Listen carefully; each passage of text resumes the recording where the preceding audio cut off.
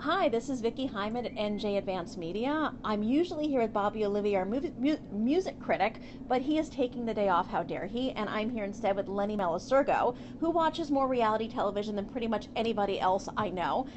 He tweets at Len's Reality, and he is an online producer here at NJ Advanced Media. So today we are talking about the performance finale of The Voice. 4 people, 2 from Team Pharrell, 1 from Team Adam, and 1 from Team Blake.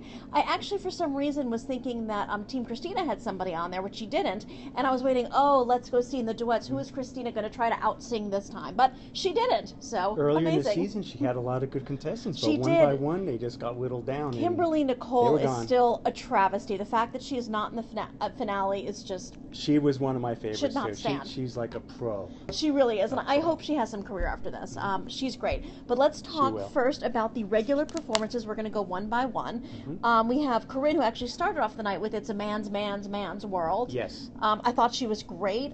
She has this wonderful raspiness, and she's how old? She's 17 years old, and yep. she has all that sort of like, anger, frustration, world weariness of a wonderful soul singer. I took some notes down during the performance last night. I wrote I liked it a lot. It was a great rendition. She had total command of the stage, and I thought that was really interesting because you look back earlier this season, and she's normally she had massive stage fright. She'd be literally shaking after some performances, and I'm like, this girl just took control of the stage. She looked great. She sounded great. I like that song a lot. Yeah, I thought it was good. It's a little bit overdone, but not as overdone as Hallelujah by Joshua Davis. Now, if you can't do something new with it, and you don't have like the most beautiful instrument, why even bother doing Hallelujah? How many people have to sing that on TV reality shows? It is absolutely ridiculous. Yeah. You know what I wrote? And that rendition was not good. I wrote nice.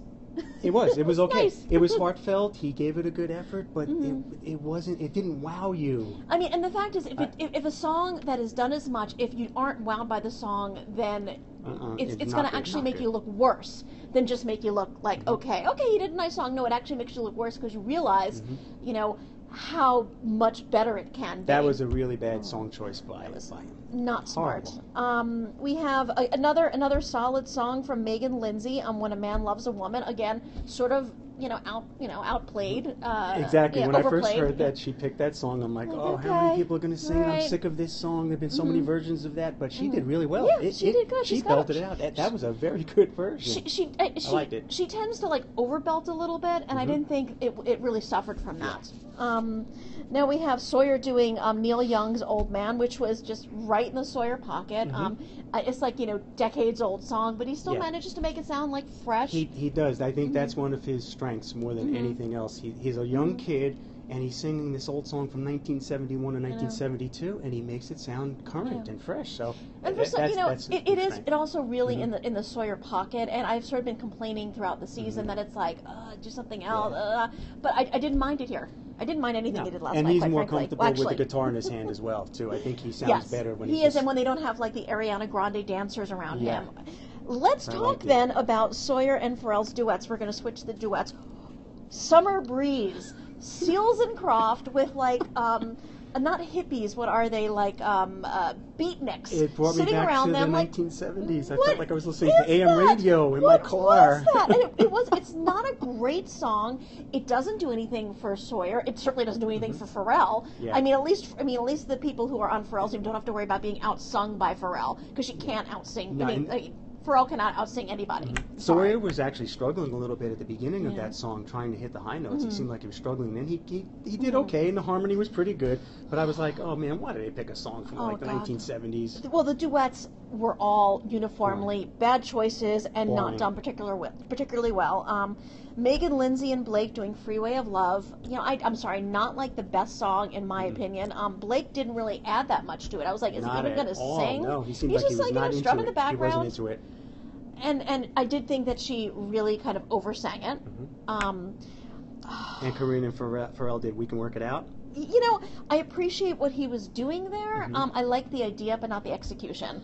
I didn't think the song really lent itself to that sort of like, R&B kind of feel to it, like funking it up a little bit. When they first started playing that, I was like, I didn't even realize what song it was because the arrangement was just so different from the old Beatles song, and I was like, I don't like it. I was not feeling that. I did not like that one. Although, he's trying to show that she has some range, some versatility, because she is pretty much known for these very powerful, emotional songs. So, okay, fine. But I wasn't nuts about the arrangement. No. And, I'm going to go to that old thing people say about reality shows. This is the voice. This is not the Paul Simon cover artist voice. I mean, it's just Diamonds on the Soles of Her Shoes with Joshua and Adam did nothing with the song. Not a particularly well done version of it. I think the show last night would have been a lot better without any duets. I think they should have just had the two performances by each artist. It would have been much more enjoyable. Well, the funny thing is that the originals, which on American Idol you can always count on being pretty bad, were really good. Was really, I think for almost every single one of them, you can argue with for Sawyer, it was really the high point of the night for each one of the artists. And two of them, they wrote it themselves. Let's start with Joshua Davis, who did Working Man's Hymn, which granted sounded sort of like John Hyatt, Bruce Springsteen, 80s, kind of jangly. I saw it as like a John Mellencamp style. John Mellencamp. I liked it. It was a rocking song. It was he fun. Sounded great. He looked sounded comfortable. That is a perfect song for him. Obviously, it was written for him, and he wrote the lyrics. It was the best song, I think, that he's done for me throughout the competition. I mean, it was the first time I was like, yeah, okay. I mean, I don't think he should win by any stretch of the imagination, but I actually was like, okay, maybe that's what people see in him. I liked it a lot. Yeah. He did awesome. Now, Megan did Change My Mind. She also wrote it herself. It's nice to see her show some restraint. It was a slower song. It was a very emotional, powerful song. I thought it was quite lovely. Yeah, when she first started that, I'm like, this is boring, but it really sounded good, and it fit her voice. It showcased her vocals well. I thought she did really well. I like that one. Sawyer, who loves Ray LaMontagne, got a Ray LaMontagne original, Please, which, again, Sawyer Wheelhouse, but he did a great job with it. And when I first heard that he was singing a love song, I'm like, it's going to be so corny and tacky, but he really sounded good. That fit his voice perfectly. He has that little quiver in his voice, which I think a lot of people like a lot. I thought it was good. Yeah, really he did a wonderful job. Very, very good song. So you told me that there was one you didn't like, and I saved it for the last because I'm guessing it was Bright Fire. That was Bright Fire, yes. Yeah. My first reaction when they started singing it, I heard it during the rehearsal, I'm like, this song is kind of lame.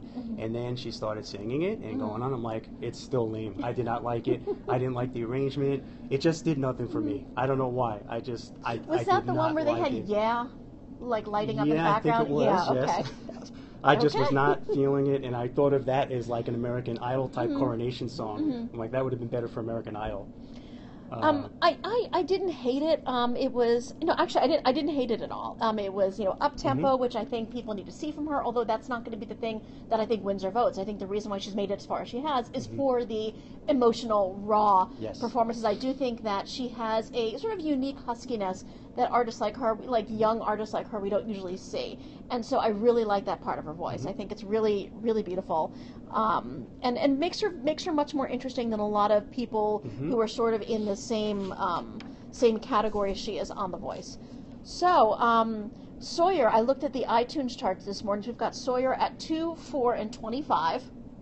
He's rocking it, yeah. Yeah, we've got Megan at 5 and Carson 16. Daly called him the king of iTunes last night. I mean, Josh was at 11, 15, and Corinne only tracked 1 in the 25, and that was number 14.